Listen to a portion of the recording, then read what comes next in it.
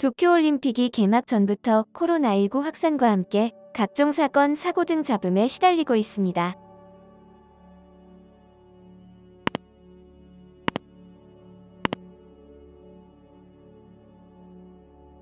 오는 23일 도쿄올림픽이 개막될 가운데 올림픽에 관한 잡음이 끊임없이 일어나고 있습니다.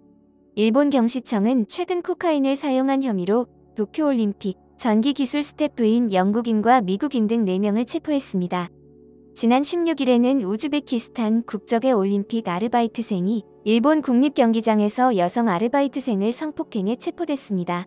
그리고 도쿄올림픽 개회식 음악을 맡은 일본 뮤지션 오야마다 케이고는 과거 장애인 친구를 학대한 사실이 알려져 무리를 빚었고 논란 후에도 꿈쩍하지 않다가 개막을 나흘 앞두고 사퇴했습니다.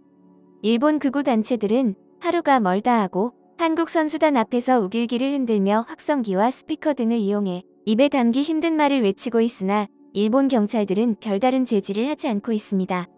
선수촌 내에서도 불만이 끊이지 않고 있습니다. 지난 19일 도쿄올림픽 선수촌에 입촌한 러시아 선수단들은 내 방에는 텔레비전도 없고 냉장고도 없고 화장실도 부족하다. 일본은 중세시대인가? 라고 한탄했습니다. 일부 선수촌 방의 경우에는 층고가 190cm에 불과해 장신 선수들이 생활할 때 고개를 숙여야 하는 등 상식 밖의 일이 벌어지고 있습니다. 환경 친화적으로 만들어졌다고 강조하고 있는 골판지 침대 또한 논란의 도마 위에 오른 전적이 있습니다. 올림픽 선수촌에서 제공하는 선수들의 식사 메뉴도 논란이 됐었습니다. 선수촌에는 3개 구역의 식당이 운영되고 있는데 그중 캐주얼 다이닝홀은 일식 위주의 코너입니다.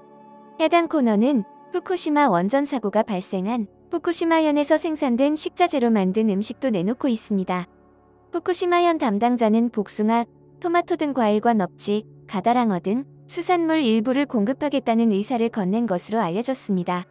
쌀과 돼지고기, 닭고기 등도 마찬가지입니다.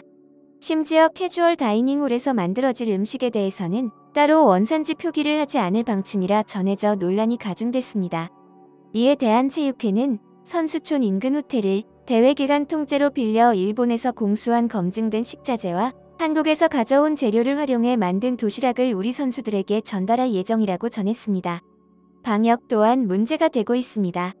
대회 개막 전 수십 명의 올림픽 관계자들이 코로나19에 확진돼 격리 생활을 하고 있습니다.